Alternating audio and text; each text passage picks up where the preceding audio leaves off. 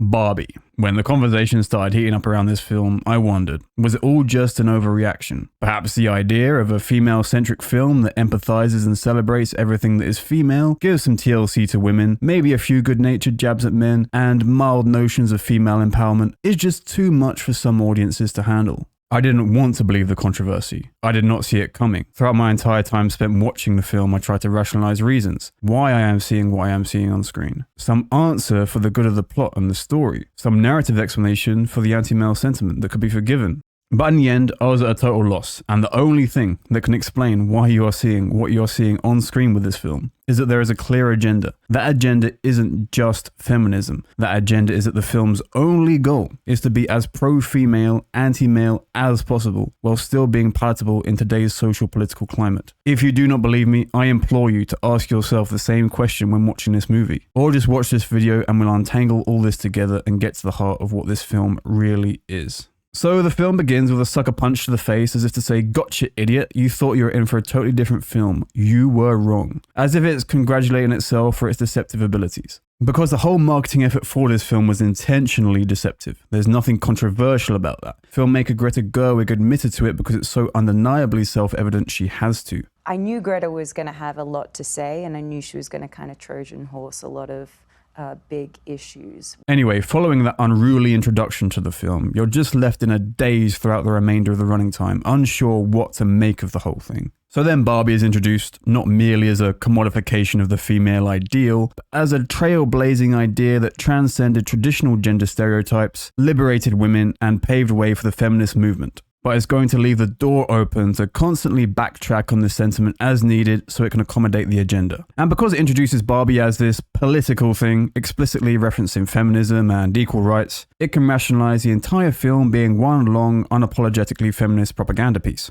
Anyway, this massive pro-Barbie sentiment at the start is likely so the film is actually greenlit by Mattel in the first place, because later on it's actually very anti-Barbie, and that's obviously because Barbie doesn't conform to the modern feminist ideas. So off we go to Barbie World, which you'd think would be the fantasy land imagined up by young girls, surely, right? But no, it's more so a matriarchal feminist utopia, and the film justifies polluting this innocent children's landscape with political agenda because Barbies think they have saved women in the real world, even though they have absolutely no understanding of what the real world is like. We see Barbie and Ken later get arrested because they don't understand the concept of money. Yet a political activist Barbie is given a speech referencing real-world political events about money not being free speech. Anyway, lots of pro-female stuff here. Activist Barbie declares women are superior decision makers to men because they can accommodate both logic and emotion at the same time. And all the Barbies applaud activist Barbie's speech. And then there's scenes of Barbies winning awards. The Nobel Prize for Literature goes to Barbie! As if this self-important film is giving itself an Oscar.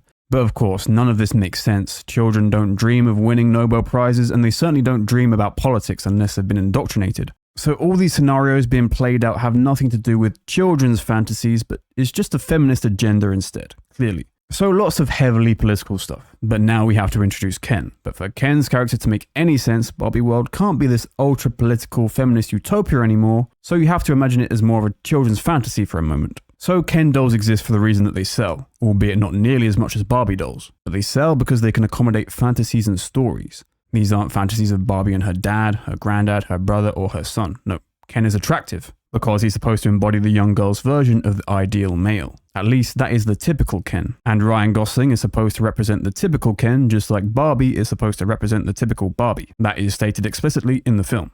So now Mattel brings you Ken, Barbie's boyfriend. But there are caveats to this. Ken is an accessory. He's not as important in the girl's fantasies, which makes sense. She's Barbie, he's just Ken. And even though he's the embodiment of the ideal, he's a naive one. Naturally, girls understand girls better than they understand boys, and vice versa. So you'd expect Ken's character not to be as fleshed out as Barbie's, which is of course the case. But apparently this ideal is a bumbling, jealous idiot who's a nuisance and has unconscious desires to dominate women, existing only as a means to bolster the ego of Barbie, making her feel wanted.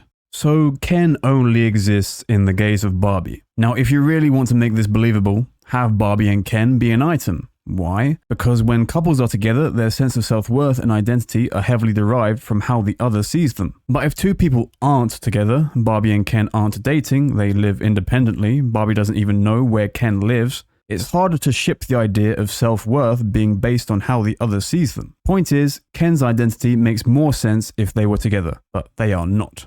Anyway, whatever, sure, a crude representation of Ken to say the least, but I didn't mind it making fun of men here and there. It's in the name of comedy, right? Well, no, because we find out depictions of men never get any better, and it becomes clear that Barbie Land is really just a feminist utopic vision, and Ken being in the film at all is only so he can be depicted in scenes that show him as being lowly on the dominance hierarchy.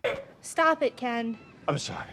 Ken is pathetic, as are all men in this film, because men are seen as an argument to be overcome, and as such are turned into straw men of the worst kind so women can look better by comparison. People defending this film will say Ken isn't supposed to be like a real man, but whether or not it's intended that way, people will attribute real human qualities to these characters, just like they do in films of anime characters, fantasy human characters, and even fantastical animals and creatures. You clearly associate Ken with men in general, and the filmmakers know this. And later it's revealed that Barbie has just as much capacity for consciousness as real humans, so seemingly there's very little that ultimately separates these dolls from humans. Given how one-dimensional Ken is and how much room for growth he has, you'd expect some kind of arc, which would make for an interesting metaphor for girls growing up, understanding boys better, while simultaneously understanding themselves better along the way, in a harmonious journey. And as they understand each other better, the world naturally settles into a state of equality instead of female dominance. I could get behind that story, but does any realistic, natural story agree with blatant agenda of this film? Absolutely not. So Ken doesn't grow past his one-dimensional state until Barbie bestows a growth arc upon him later. And that's because girls are just so kind like that. Anyway, Barbie suddenly develops cellulite and becomes aware of her mortality, so goes to Weird Barbie to figure out what's going on. So the irony of this Weird Barbie is that she should be interpreted as one of the most literal characters in the movie, because unlike the unaware Barbies, she's the embodiment of the empowered feminist ideal who's peered through the veil and got things figured out. Barbie later tells us this explicitly, stating, "You're either brainwashed or you're weird and ugly." So they're trying to liken Weird Barbie to the revolutionary thought leaders of the past, who were thought to be crazy and had their ideas rejected by the society. So people like Galileo and the discovery that the Earth revolves around the sun, not the other way around, and the likes of Charles Darwin, Mary Curie, etc. Anyway, because Weird Barbie is empowered, she has the capacity to objectify Ken. That Ken of yours, he's one nice looking protein pot. I wonder what he's packing under those jeans. Wow, you're so dominant. And of course, every man just cringed because lines like this don't have the effect that people like Gerwig think they do. But that's no surprise, this film is one big indication that she doesn't get men at all. And even the most poorly socialized of men know women neither think or talk like this. If you want to make men feel self-conscious or insecure, there are better ways to go about it. So next, Barbie goes into the real world and the entire male population kindly welcomes her with a relentless barrage of misogyny, including unsubtle creepy gawking, desperate attempts to get her attention, and sexist remarks. Anyway, though incredibly crude and continuing the theme of all men being portrayed in the worst possible way, I was actually okay with this initially, because I was still unaware that I was being played for a fool, so I was holding out the hope that this would be in the name of the story. Because I saw this whole scenario as a means to depict Barbie becoming self-conscious, which would be representative of a young girl growing past her childlike naivety as she opened her eyes to the chaos of reality. This is the timeless trope. In the biblical story, it's eating fruit from the tree of knowledge, and subsequently feeling self-conscious and knowing that you are naked, and hiding behind leaves due to a feeling of shame, before being cast out of the Garden of Eden. Or in the Eastern religions, there's a common idea that you start life being in a state of bliss because you are unconscious, but then you move to a state of chaos as you become conscious to the horror of the real world. Then you rise in consciousness and you can return to being blissful, but you are no longer naive. At least it's something like that. Anyway, exploring this archetypal story suggests there might be some interesting growth of character here. So Barbie is becoming self-conscious, and she even states it explicitly, but apparently that wasn't enough to hone in on the point, so she runs headlong into the gunfire of construction workers so they can also offer up their own sexist remarks. Because the stereotype of construction workers being sexist is absolute peak satire. But nope, still not enough, because then the sexual assault gets physical too.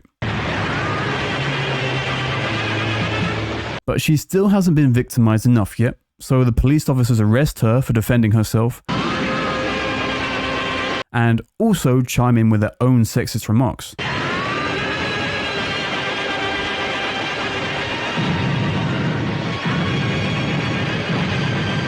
Anyway, screen time is limited and Greta's still got more reason to explain to us why men are so bloody awful, but we need to take the edge off a little bit with a comedic spin. So we're introduced to Will Ferrell, who plays Will Ferrell as a greedy CEO of Mattel. He's only concerned with money, he's insecure about his authority, he dehumanizes board members and people in general, thinks he understands women better than they understand themselves, and he's deluded because he tries to say that the clearly male-centric dominance hierarchy depicted isn't a patriarchy. Of course, 5 out of 11 of the actual board members of Mattel are female, but ignore all that because negative stereotypes should only be assigned to men because comedy. And there's a whole reference of putting Barbie back in the box, which is clearly a metaphor for ensuring the patriarchy stays in control.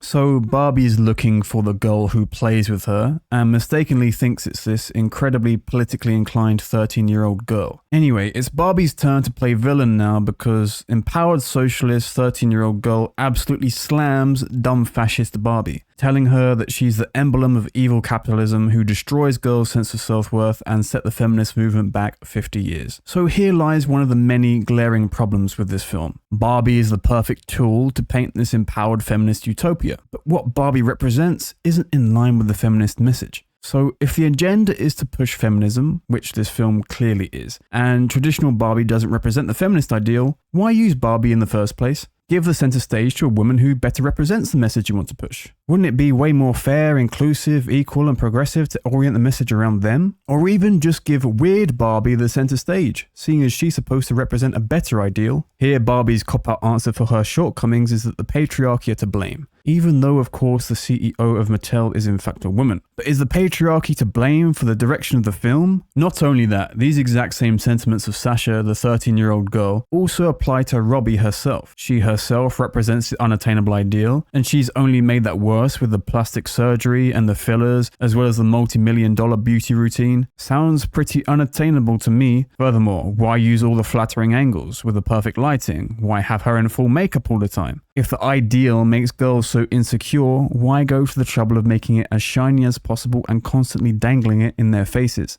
The logic of this film is so hard to understand because it's such a mess, but one thing it makes clear is that if women were in power, women as a whole would stop idolizing beauty and would then be less insecure about their appearance. But a woman has all the power of this film and yet still uses the attractive ideal. Why? Because she knows that the attractive ideal sells. And this whole thing is just one sanctimonious display to console female audiences, because at the end of the day, no matter who's in power, the truth is women will idolize beauty, or if not beauty, they'll idolize something else and find something else to be insecure about. Money, power, prestige, etc. As long as desire and the comparative mind are there, insecurity will be there. Women in power, men in power, doesn't matter. The point is, this filmmaker would have you believe that she has the keys to solve insecurity in women. I'm just saying, I think this is doubtful.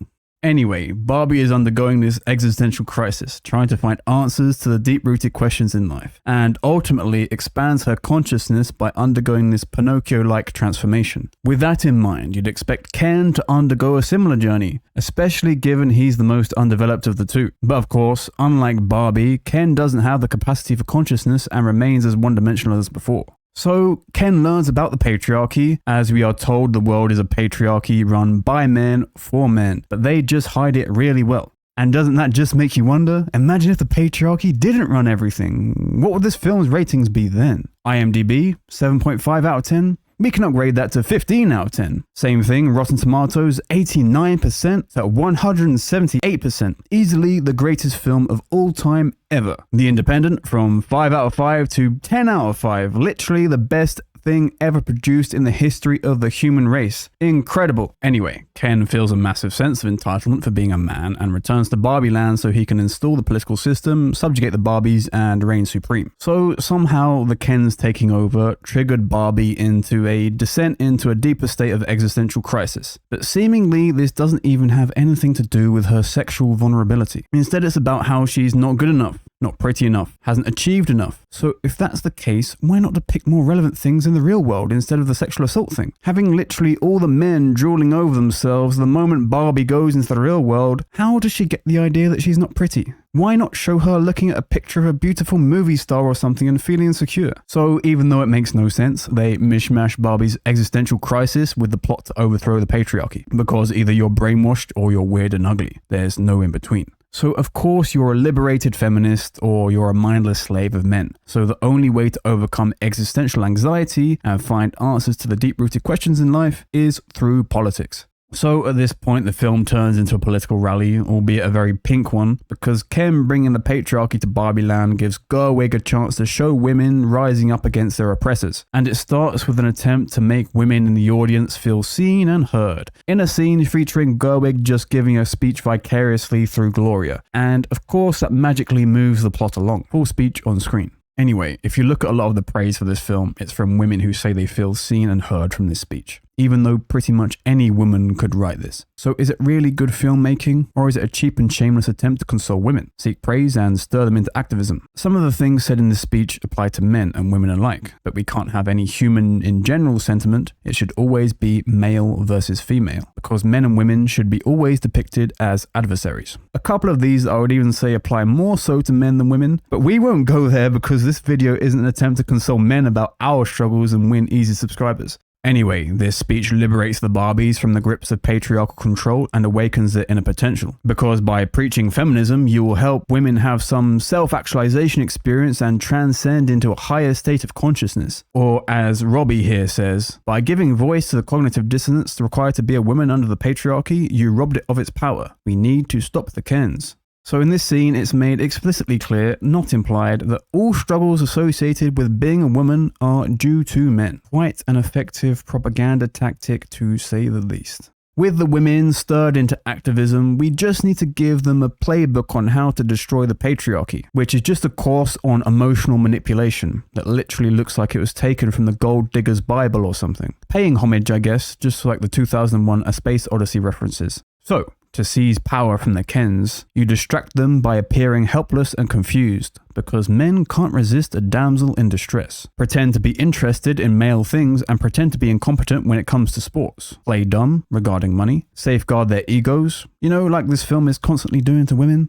Be their mummies, but do not remind them of their mummy. Mask your power under a giggle. Feign weakness to make them complacent. Oh, that's one that men know too, from The Art of War. When near, appear far. When far, appear near. Surely the Kens won't fall for that one, right?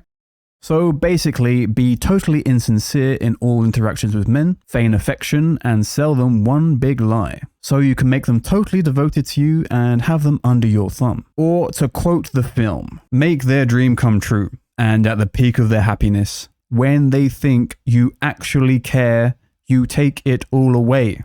If you want an insight into the mind of the person writing this film, I think that line right there sums it up pretty well. So, how do you take it all away? You pass the blame to other men, thus making them feel jealous, insufficient, and angry at other men instead. So you can instigate a civil war amongst men, paving the way for women to achieve their political ambitions. Of course, this manipulative, deceptive behavior is morally questionable to say the least. So audience members may feel a little uneasy about all this manipulation Gerwig's advocating for here. So she makes an effort to rationalize the behavior. So Barbie stands in proxy for the audience, and Gloria essentially tells Barbie the same thing every sinister political tyrant has ever said to justify the atrocities they commit, which is essentially, they deserve it, the end justifies the means, anything for the cause. But I guess at this point we already knew Gerwig was an advocate for manipulation, because the marketing effort was a self-confessed Trojan horse, and we've seen the emotional manipulation of female audiences to win free praise. Anyway, I found this part of the film truly reprehensible. They could have done things any other way. They could have reasoned with the Kens, found common ground. No, there is never common ground to be found with men. They cannot be reasoned with. They are the enemy, always. Emotional manipulation and war is the only way.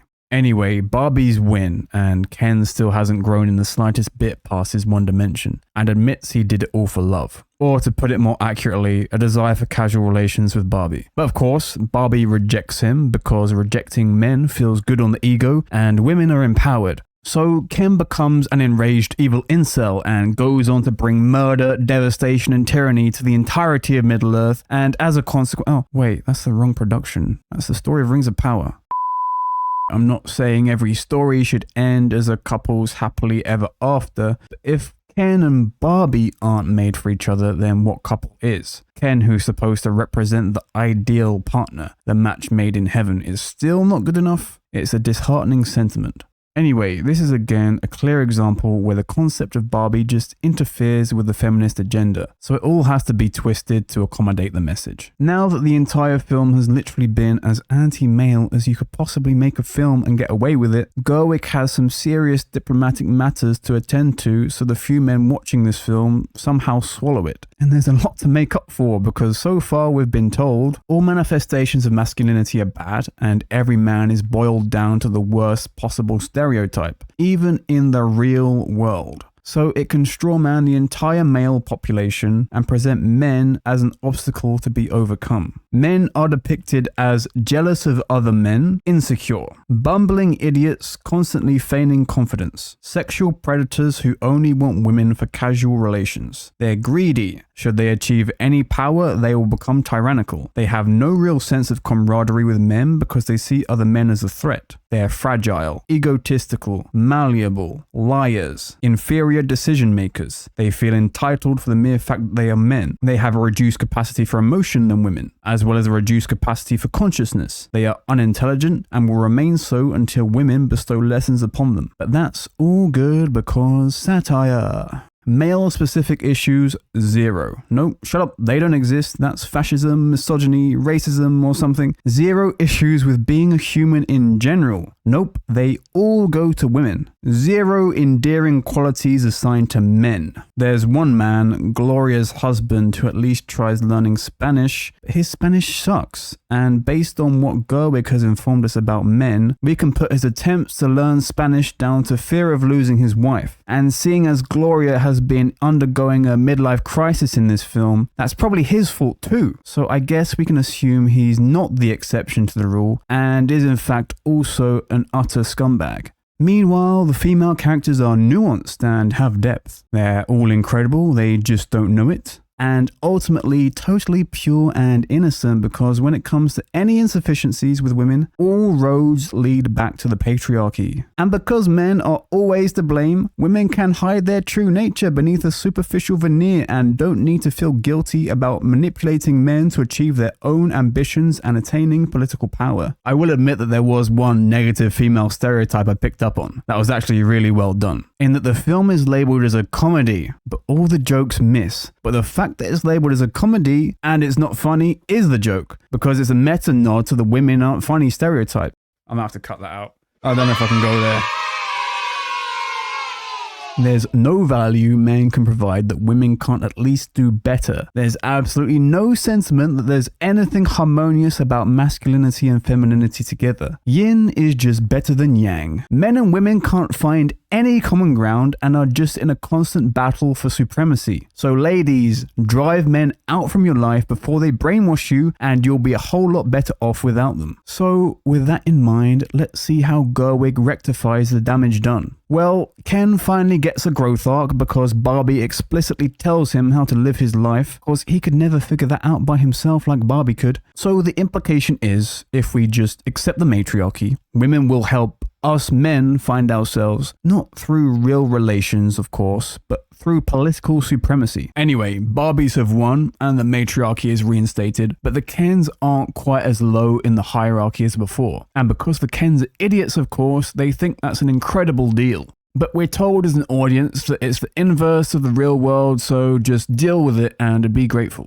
And to drown out the incessant hatred throughout the entire film and make you forget about what you've just seen, Gerwig hides behind borrowed sincerity of others, in the form of old film clips of sweet moments between families, accompanied by touching soft music. in a cheap attempt to rebrand this whole thing as loving and score easy points once again with the female audience. Anyway, now that the film remembers that it's supposed to be telling some kind of story, ends with Barbie leaving Barbie world and going into the real world. So there is a sentiment of having the courage to face the chaos. Ultimately, this is just one of the most explored tropes of all time. Once you have left the Garden of Eden, you cannot return. No audience would ever accept such an answer. You know, I don't take things too seriously in general, and the truth is I was laughing during this film. Laughing because I was absolutely blindsided by just how insidious and contemptuous it was. It's unprecedented. As audience members, you're not used to being under the impression that the filmmakers are in a constant effort to deceive you. With this film, you never want to believe what you're really watching, because it's constantly trying to hide its true face, whether that be behind its childlike concept, bright pink colours, extravagant set designs and outfits, A-list celebrity appearances who audience members trust, making great acting performances, the occasional bit of competent filmmaking, satire meta gags, consoling words of self-acceptance that everyone's heard a million times, empathizing with struggles of women, borrowed sincerity, insisting at the end of the film and in interviews that they're preaching love.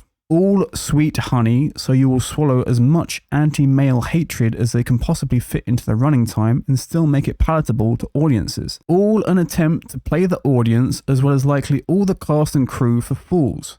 This film is a constant attempt to make the audience feel sorry for women as a whole, and in a way it succeeds, though not as it intended. Historically, they've been oppressed by a system that has been mostly patriarchal in nature. To what degree today's society is male-influenced or female-influenced is beyond the scope of this video. But following the breakup from a patriarchal society, women are left with a question of who or what they should be. With a feminist wave at her back to endorse her, this crisis presents itself as an opportunity for Greta Gerwig that she can exploit for personal gain. How does she go about this? In the same way every politician goes about winning the favor of the masses, by telling them everything they want to hear and making promises to resolve their issues, but with neither the capacity nor intention to deliver. Because ultimately, nothing of true value is offered. No daring ideas, just consoling words of self-acceptance to women, and then to men too, to win them back. But there are no practical means to be more self-accepting other than to magically idolize ordinary instead of a more ambitious ideal. The so-called critics praising this film will tell you that it was bold, but it wasn't in the least, because propaganda is never bold. It's diplomatic, it's calculating, and this film is just a constant effort to make the female audience feel good no matter the cost. First by listing out all the problems associated with being a woman, and then echoing it back to the audience to make them feel heard. Then women are abdicated of responsibility for their problems as men are to blame. And because men are so abhorrent, women can lie, manipulate, and emotionally abuse them for their own personal gain or political ambitions without feeling guilty, so they can get a free pass on all negative behavior. But then we have to push the message that women are better than men too, because it appeals to the female ego. So that's done by having women shown as strong, intelligent, and more capable than their male counterpart, who is constantly depicted as an adversary. These consoling and seductive words are nectar to the ears of female audiences, especially when they're unprepared for what they're in for, given the deceitful marketing campaign and smoke and mirrors tactics. But though this may make women feel heard, consoled, validated, and empowered, it creates several glaring contradictory notions, one of which is that women are simultaneously empowered and victims. The second is this film's advocacy for ordinary Barbie and self-acceptance, because it's consoling, it's validating, it's the answer everyone wants to hear. But of course, it comes with the caveat every politician will tell you. You must support their political cause, otherwise you can never be yourself. So to quote this film, don't sit around and wait for the other Barbies to sort out this political mess for you. This too is contradictory, because the whole time they've glorified ambition and achievement and had the epitome of beauty take the center stage instead of someone who's normal. Then for further consolation, they outright lie, claiming that if Mattel made an ordinary Barbie, it would sell. But of course it wouldn't. The ideal sells. Hence why the leads of stories always embody the ideal. No matter how hard Gerwig tries to manipulate the story to reconcile the hypocrisy and contradiction throughout the film, ultimately, she just can't solve the irreparable damage. So what does she do? She employs the same tactics she's used throughout the entire film and marketing campaign. Deception. She cons audiences by packaging up the irreconcilable notions and rebrands them as genius, quirky meta-humor, and gets Helen Mirren to deliver the lines, so you as an audience will accept it without question. Quote, "Note to filmmakers, Margot Robbie is the wrong person to cast if you want to make this point."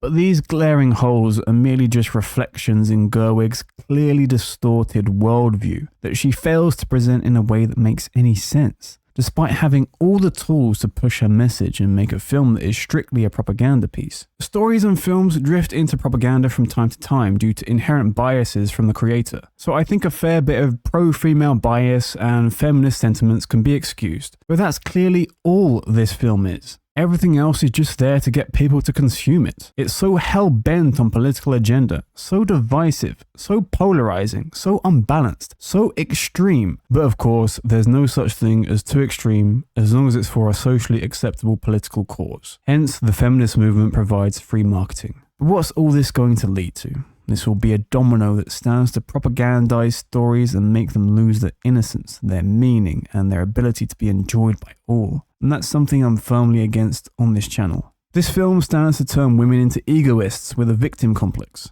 to drive a rift between them and their brothers, their fathers, their partners, and for men to feel guilty just for existing. But it's all under the banner of something beautiful like equality and virtue, so it gets celebrated instead. So congratulations, Gerwig, I guess. This politically cunning, intentionally deceptive approach to filmmaking worked. You made a record-breaking hit film. Truly impressive. I guess men really do just suck. With all the texts written by the patriarchy down the ages, I could not do the inverse any better and write a more pro-male, anti-female script, no matter how hard I tried.